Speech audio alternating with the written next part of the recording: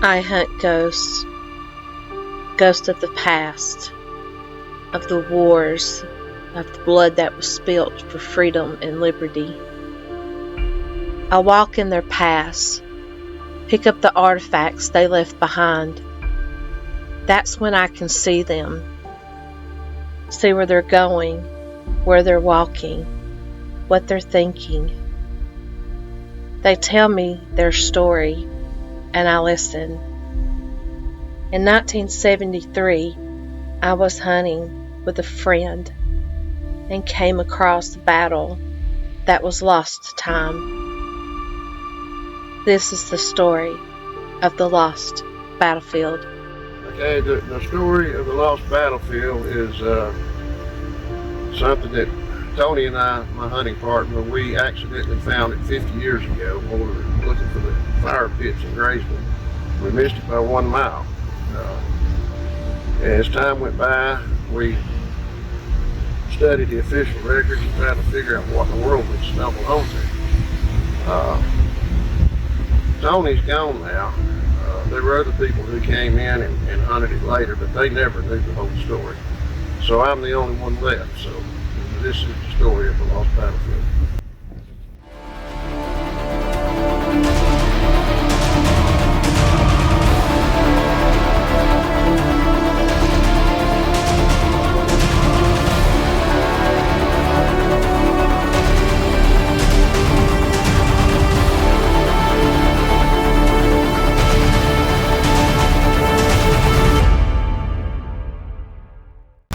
We're here today at Sherman's Reservation on Missionary Ridge to talk about the lost battlefield. In order to understand that, you really got to know what happened before that fight. It was November 5th, 25th, 1863. Hooker was on the south end of Missionary Ridge, the Union right flank, right there at Rainsville, Georgia. Grant directed the battle from Orchard Knob, about halfway up the ridge, halfway the distance of the ridge anyway, it's a pretty good ways from the ridge. Cleburne held the Confederate right flank in this area, all through here. And Sherman had floated some pontoon boats down North Chickamauga Creek, where Chickamauga Dam is today. He crossed the river, advanced toward the ridge, and occupied Billy Goat Hill, which is right over here in this direction. He erroneously reported to Grant that he had captured the end of Missionary Ridge. When he discovered his mistake, he attacked the ridge, crossed the valley there at 5 points, and got pushed back. Grant ordered Hooker to attack on the south. He got pushed back. It went back and forth like that all day. The attack started at 10 o'clock and didn't end until 4 p.m. that afternoon. Grant realized that his strategy wasn't working. He wanted to break either one of the ends, but they weren't getting. So he ordered Thomas to make a demonstration in the center of the line. But Thomas had fought at Chickamauga and was the only Union commander who held his ground, and he earned the name Rock of Chickamauga for standing at Snodgrass Hill, which allowed the Union Army to escape back to Chattanooga. When Grant gave his orders to advance, he made it clear to his staff, under no circumstances will these men be allowed to attack.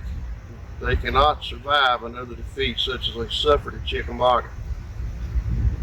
Thomas advanced to the base of the ridge, overran the trenches there, and stopped his order. Bragg commanded the Confederate Army, and he was the best general the North had. His tactics were totally flawed. Even Grant couldn't understand why the ridge fell. He said that ridge should never have fallen. But what Bragg had done is he put one line of trench at the base of the ridge, another at the center, and a third at the geographical top. Geographical means the top. Military top is where you go off a little ways and you can actually see down the hill. The top line at the geographical the top was totally useless in the battle. They couldn't see anybody until they were 20 yards from them. By then it was too late. When Thomas overran the first trench, his men found themselves in a rather awkward situation. They were getting picked off by plunging fire from the line halfway up the ridge. At this point, they had two choices. They could stay there and die, or they could retreat and face the ridicule of Grant's Vicksburg vets again. Well, they had a third choice that nobody ever thought of. Against orders, they charged straight up the ridge. Grant was furious. He saw his plan being unraveled before his eyes, and he demanded who ordered that charge. None of his staff knew. And he said, by God, if that charge fails, somebody's head will roll. When they reached the second line, it broke. And by the time they got to the third line, the Confederates there couldn't fire at the enemy for hitting their own men. So that line broke, the entire center there. The first Union flag to be planted on the ridge was placed there by Alton MacArthur. He won the Medal of Honor for his actions that day, and his son later received the Medal of Honor in World War II. His name was General Douglas MacArthur. With the center broken, the South retreated in confusion. But Cleburne still held his ground, but now his left flank was exposed. He received orders to march to Chickamauga Station and board a train to Ringgold. And soon he received another order telling him there were no trains available. He had to march to Ringgold. Now, all of this information Tony and I dug out of the official records, which are dispatches from one commander to another. When Cleburne started his retreat, he pulled back from the end of the ridge and followed down the backside toward the railroad. He left his detachment here on Tunnel Hill in the rear guard. The Union Army climbed to the top of the ridge over this way several hundred yards, and they conquered an enemy who did not exist because Cleburne had already withdrawn. When they advanced to Tunnel Hill, they met his rear guard. Later on the other side of the ridge, on down the railroad route, I made an interesting discovery. For every bullet I found, a rifle bullet, I found 10 pistol bullets, which indicated that at that time in the retreat, Cleburne's cavalry was covering his rear guard. Now, if you follow the Revolutionary War, you follow the rivers because they were the highways, the strategic. Good timing. The decisive battles back then took place in places like Trenton, New Jersey, Saratoga, New York, and Yorktown, Virginia. In the Civil War, it was the railroads, as you just heard. What you just heard is a train from the Tennessee Valley Railroad Museum. The track is about 400 yards from us in this direction. Goes through a tunnel. That's why this is called Tunnel Hill. The train today runs down this track to, several miles down the road near Monty Oaks Drive, and it's a kind of a tourist thing. But back then it was vital. If you follow the Civil War, follow the railroad, because that was the highway. And from here we're going to follow Cleburne's retreat and see what happens next when he got to Graysville. Then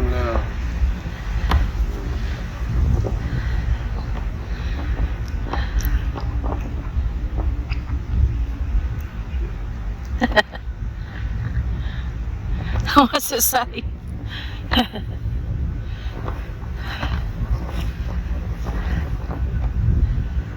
enemy wants penetrating to within 50 steps of the guns. Ew. So they had some pretty vicious fighting here on Tunnel Hill. At one point, so many of the cannon crews were killed. They had to get a detail from the infantry to work the guns. Use canister and grape shot in close range. It's a pretty nasty fact. See, it goes, there's a monument down there. Yeah. It goes a little ways past that. And this was the northern end of the line. Go ahead. Okay, what happened was when the Union Army got to this part of the ridge, which is really a low place as far as altitude ridge goes, they got here and they started moving in this direction. But right up there on the high ground, Tunnel Hill, that's where they ran into Cleburne's rear guard. And they were stopped again. This was about sunset on November 25th. So the Confederates were looking at Sherman on Billy Goat Hill, right? Yeah, well, this is what Cleburne's men were looking at. The hill over there, it's Billy Goat Hill. Sherman came across this valley. And up here, this is the extreme northern end of the line. There's trench works right here. Let's tell you, we're from Smith's Brigade the night of November 25th. Now, the ridge had already been captured at that time, but they dug in because that's what you do when you're dig in case they turn around and come back on you. So these were dug after the battle was over.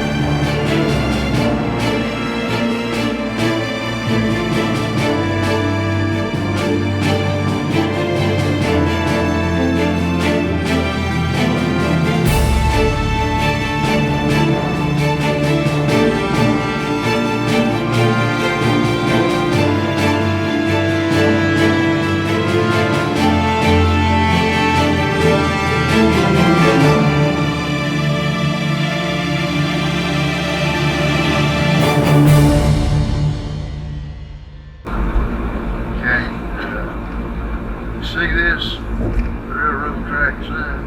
Yeah. Look to the left and right. That's the railroad bed. That's the Yeah. Civil War railroad bed. Uh-huh. And it wasn't concrete back then. See, it goes right down through there. Yeah. But see how high it's raised? Yeah. Because of flooding. Oh, okay. Chattanooga.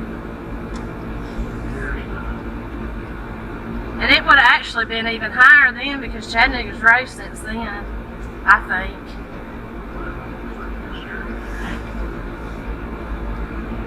Is this the train we heard? Yep, this is where it comes from.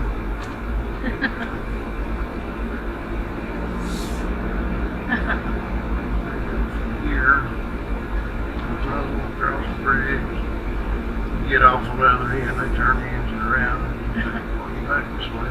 That was the coolest though, that train was sounding right when you were telling.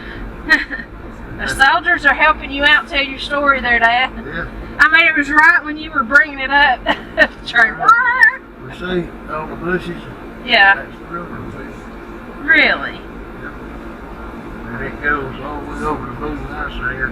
It's broken in a place or two, but there's a lot of good of it still there. get some bad pictures so we can get up there and walk around. There. Or something. See, that's Billy Goat Hill. Oh, yeah.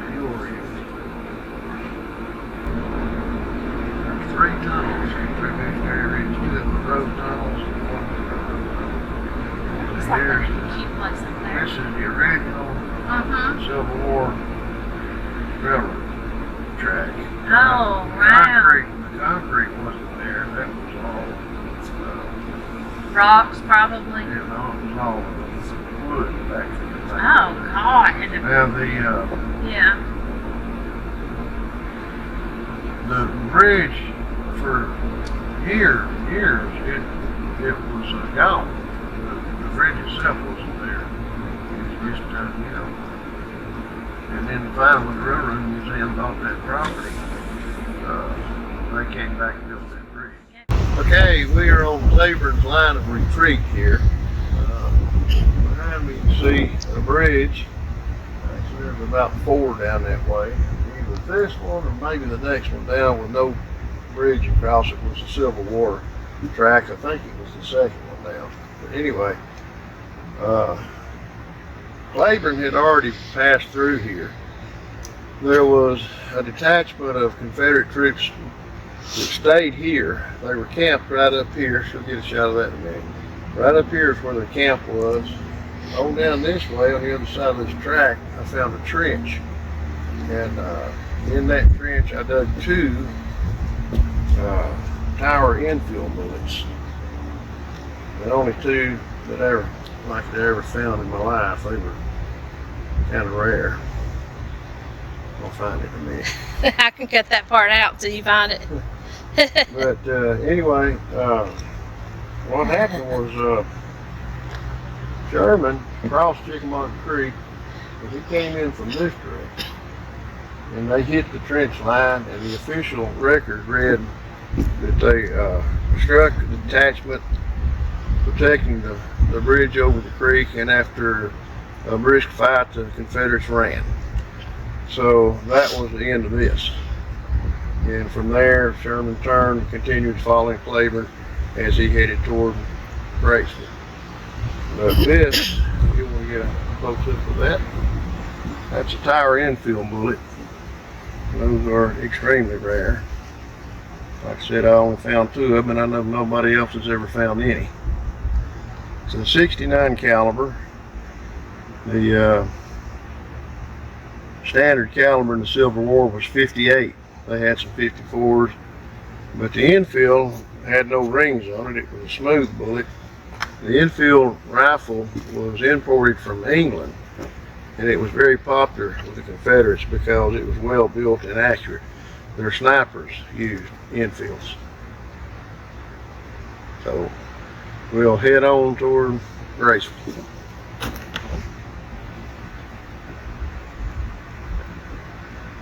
That's where the campsite was that protected the creek. Up there we found a lot of drop bullets, buttons, and Tony found the best dug bayonet I've ever seen. He added some oil to it and even got the slide working.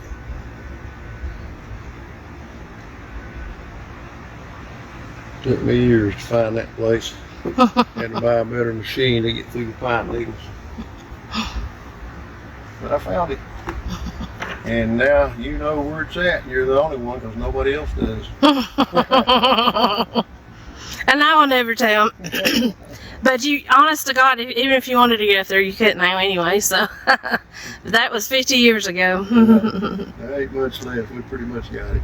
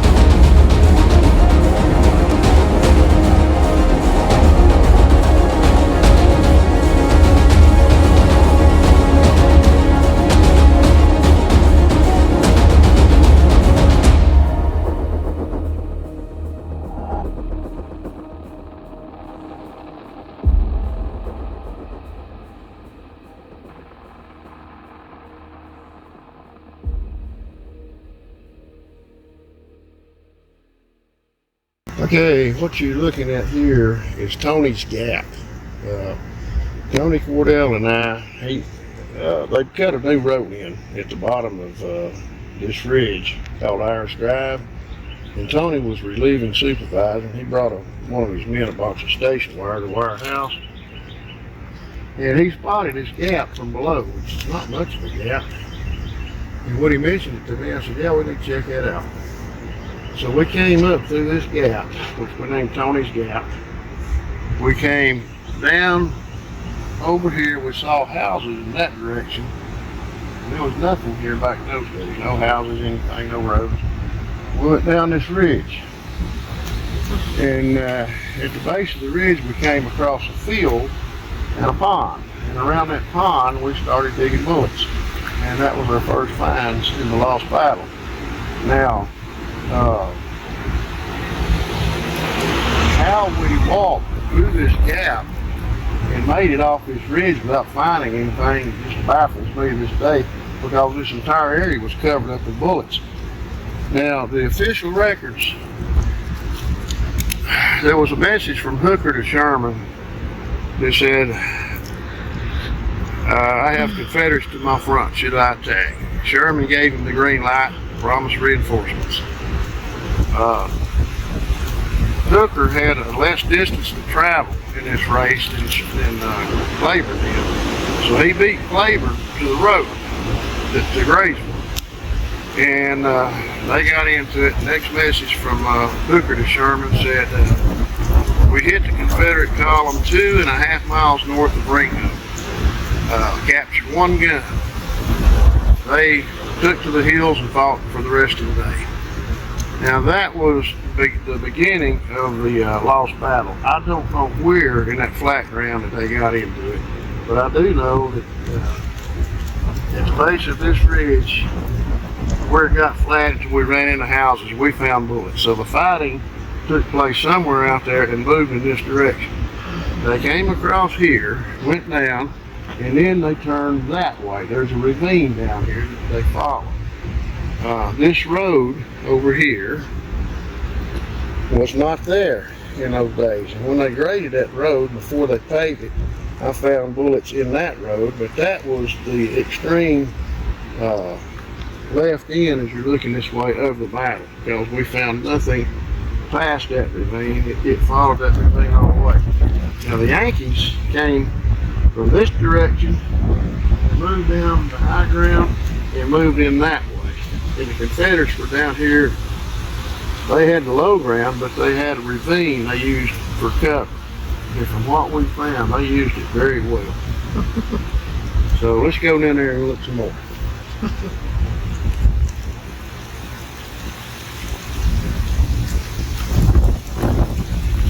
This one, by the way, this ground you're looking at right here, we had an old fellow named Odie Carter that hunted with us. He was 72 years old. And he came to this hill every time that we came here. So we named this Odie's Hill. This is where the Yankees first came over the ridge. And Odie down here, and this where it got a little bit steeper down there, and then it flattened out. But that was Odie's Hill, because he would rake bullets and leaves off the ground. The bullets would just tumble down the hill. He didn't even have to dig them. Wow.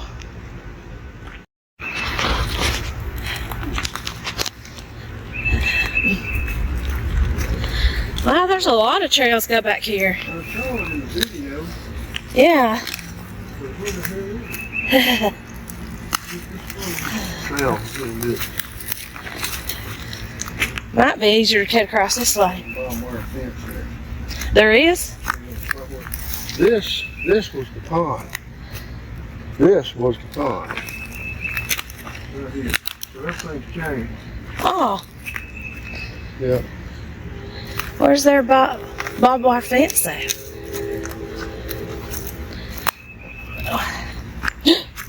Watch that slip right there. Slippery.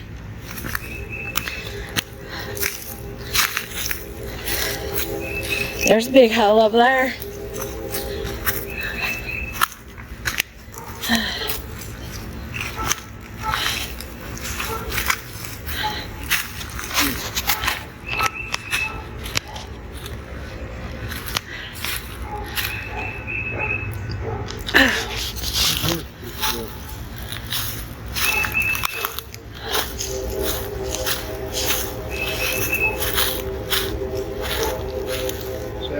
been any of this.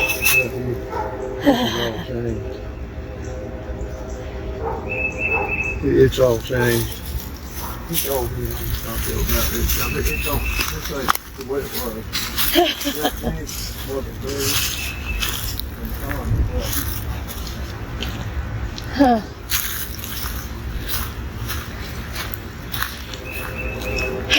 That's strange to think this was a pond and now isn't. Yeah.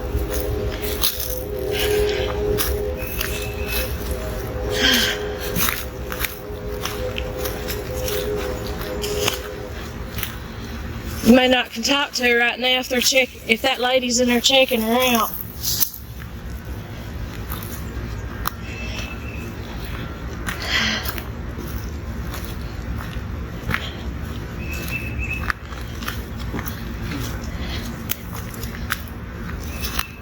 Okay. Ready? Yeah. Okay, so Cleburne came down the ridge this way. This ditch was not here 50 years ago. This field was.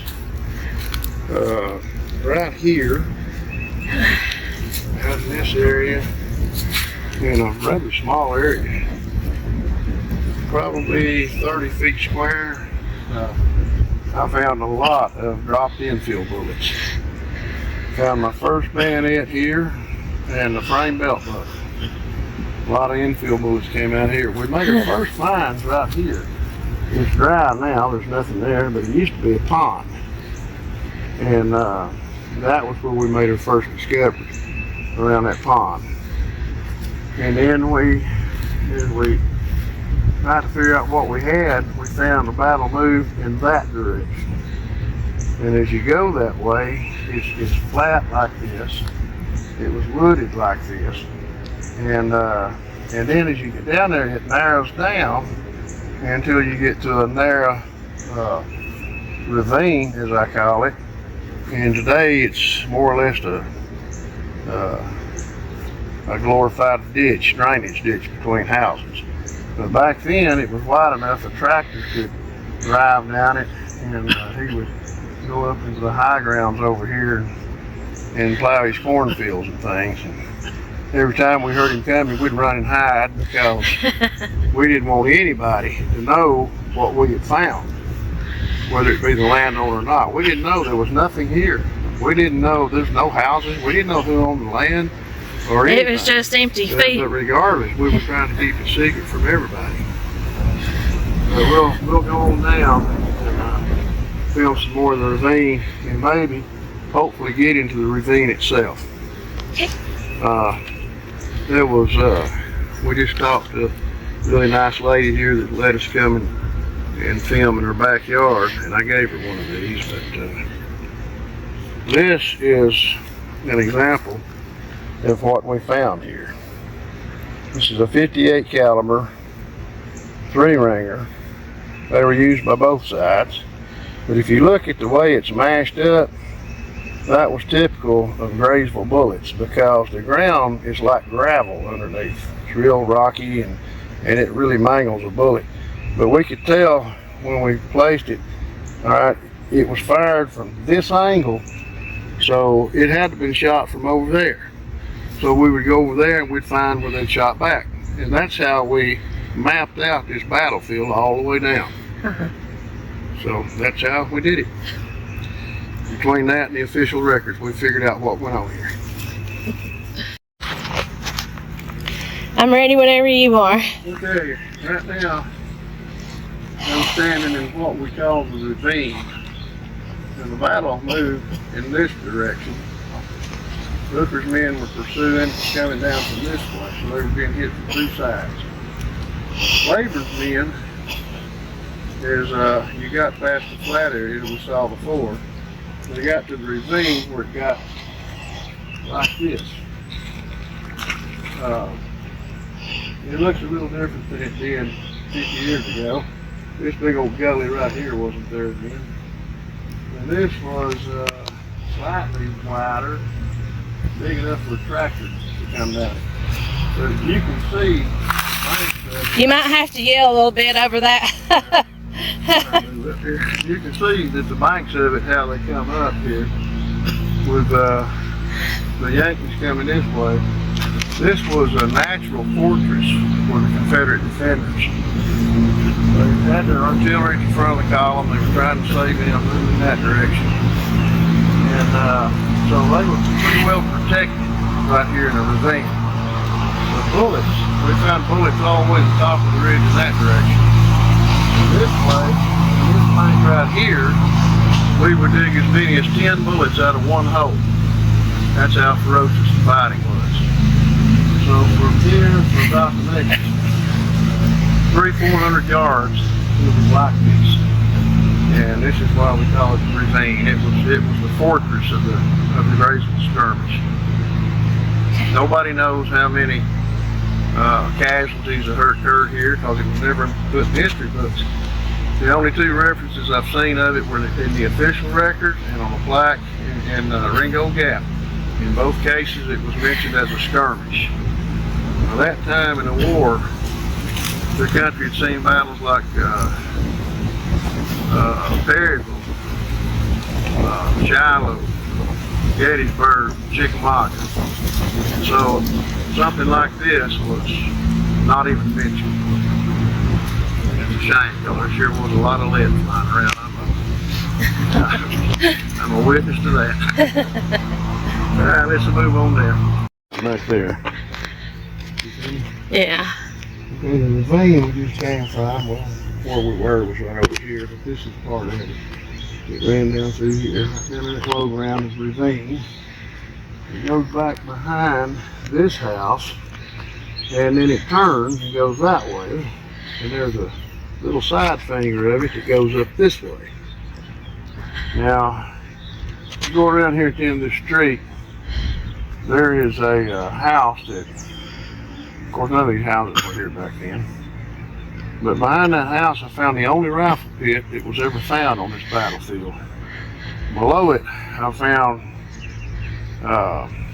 what was it? I can't remember the number. Oh, 52. I found 52 bullets in a pile. 3 of them were pistol bullets, the rest were 58 caliber 3-ringers. Now, what a soldier carried in battle in his cartridge box was 40 rounds. There were 62 bullets in this pile, or 52. Somebody was looking for a fight. Now, why would all them bullets get dumped out the pile? That was kind of confusing to me. So I backed up over here behind this house on this ridge, and I had a 3-inch coil that day. And 3-inch coils to pick up smaller items. And I found a paper cup full of percussion caps. A lot of ammunition had been fired from that direction, and it was in range of that rifle pit. So I figured whoever dropped them bullets was either killed or scared off, one or the other. We found bullets all the way up the top of this ridge. Down here, we were digging 2, 3, 5, 10 out of a single hole.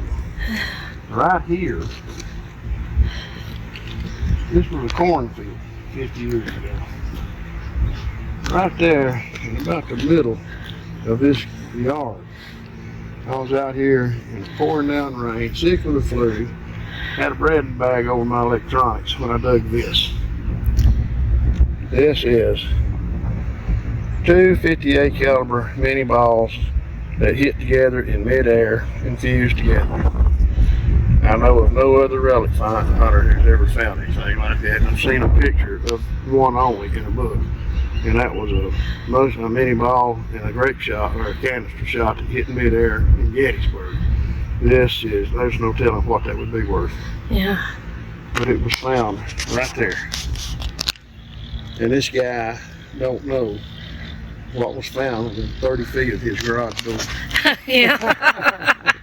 It's amazing how much history are in people's yards that they don't know. But the ravine, we found a lot of stuff in the ravine. Odie found a cavalry spur, so definitely the cavalry was there. I found a cannon wrench, which undoubtedly bounced off cannon or casing, and they're rushed through these hills to get away. And the guns is what they were trying to save. We found absolutely no evidence of artillery fire anywhere on this field. Cleburne was trying to save his guns. He had them at the head of his column, no doubt. So he got through to the Graysville road. He turned right and went on down to Graysville, crossed the bridge, and then burned it behind him. When Sherman caught up to the battle, yes, it was all but over by then, and so he couldn't get his guns over the creek. So Cleburne headed from here to Ringgold, and that's where our next stop will be, down at Ringgold Gap. But I don't know if I mentioned this before, but this was mentioned as a skirmish, not a battle, and the only two references ever found to it. But Lord, we found a lot of it. Man, For it just to be a skirmish. Two bullets hitting together, and man, you know, I've always wondered. Imagine two guys hanging at each other. And boom, they pull the trigger when the smoke clears. It's still sitting there like that, trying to reload. Yeah. I mean, that thought came to my mind when I dug that. But anyway, this is what the battle goes all through these ridges, and it turns. And there's a lot of places down there we never really hunted. But it just, things were kind of crazy. The subdivision started expanding, and we just kind of got out of it over the years. Well, let's go toward Ringgold. I'll turn you this way, that way I don't get During the winter of 1863-64, the Confederate Union armies camped all around Chattanooga. Here around Graysville, in the flat lands around here, this tiny town itself, there were about 20,000 Union troops. This house, I've got pictures in the book somewhere, of Union generals standing on that upper balcony. Now, when Sherman headed south on his Atlanta campaign, he burned Graysville to the ground. The owner of this house came to him and begged him to spare his house. Turns out that he was a Mason, and so was Sherman. And for that reason alone, Sherman spared this house. And this is the only house left in Graysville that was there during the Civil War.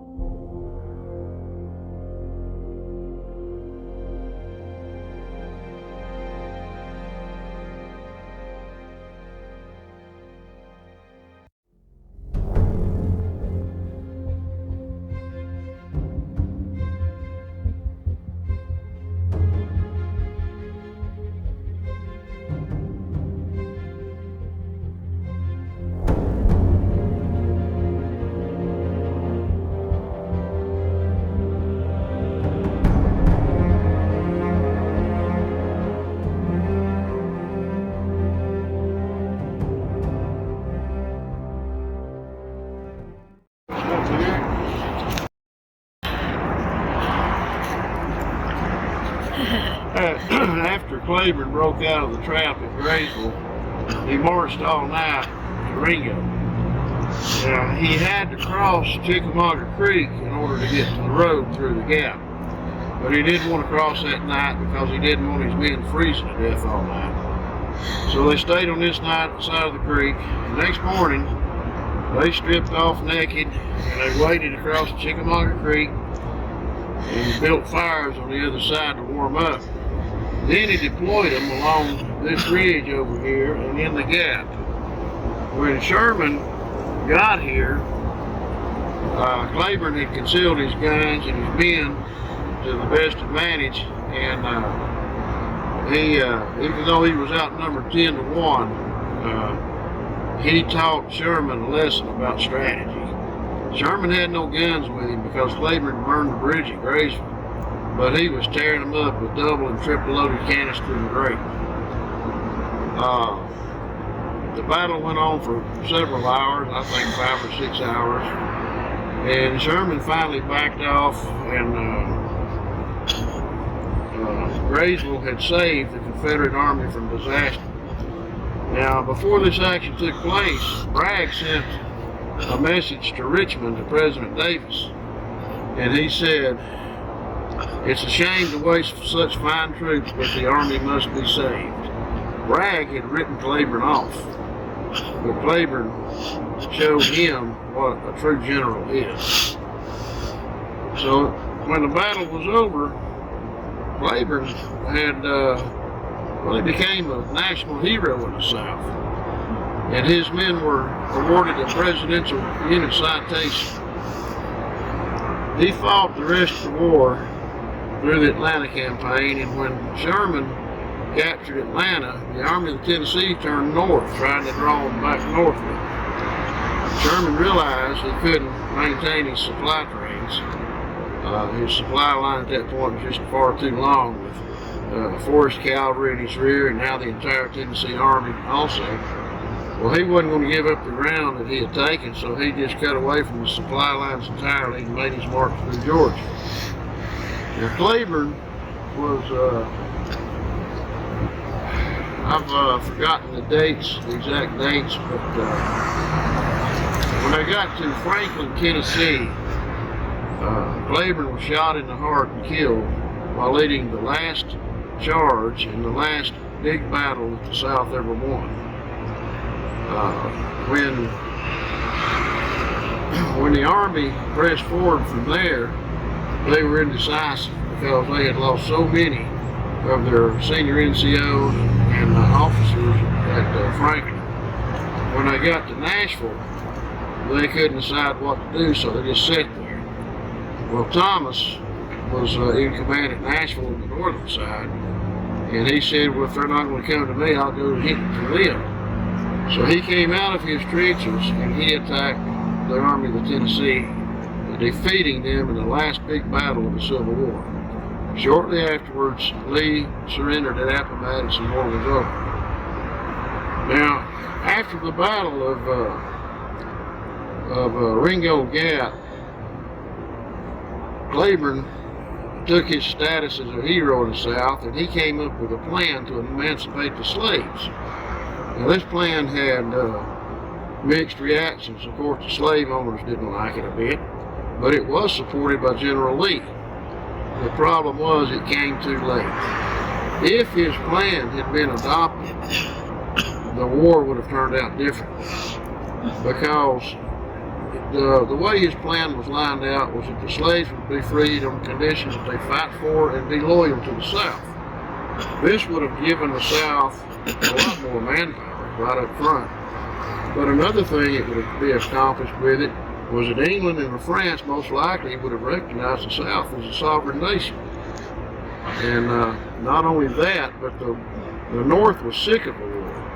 With slavery removed as an issue, there would be no more reason to fight. So Cleburne's plan very possibly could have worked, but it was not implemented. And that is Cleburne's story. He was Irish born, immigrated to the United States because of the potato famine. He came in through New Orleans and settled in Arkansas, where he became a druggist, and that's where he is buried today.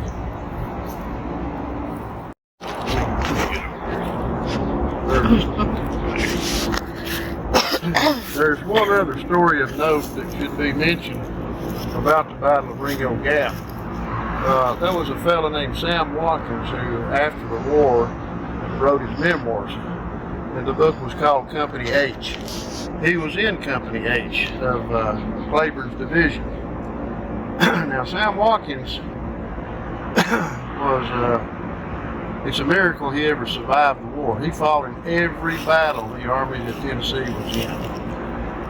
He started out running toward First Bull Run and got there when the battle was over, so he didn't get to participate in that one. From there, he marched to Tennessee, became a member of Cleburne's division. Well, when they made their retreat from Missionary Ridge, and they had the fight there at Graysville, and by the time he got here, he wrote in his memoirs that he was so exhausted from the retreat and all the fighting that he fell asleep. When he woke up, he thought he was looking at a ceiling wallpaper with dead Yankees, and across the ravine from him, the hill was covered with dead Union soldiers, and he had slept through the entire battle. He was so exhausted.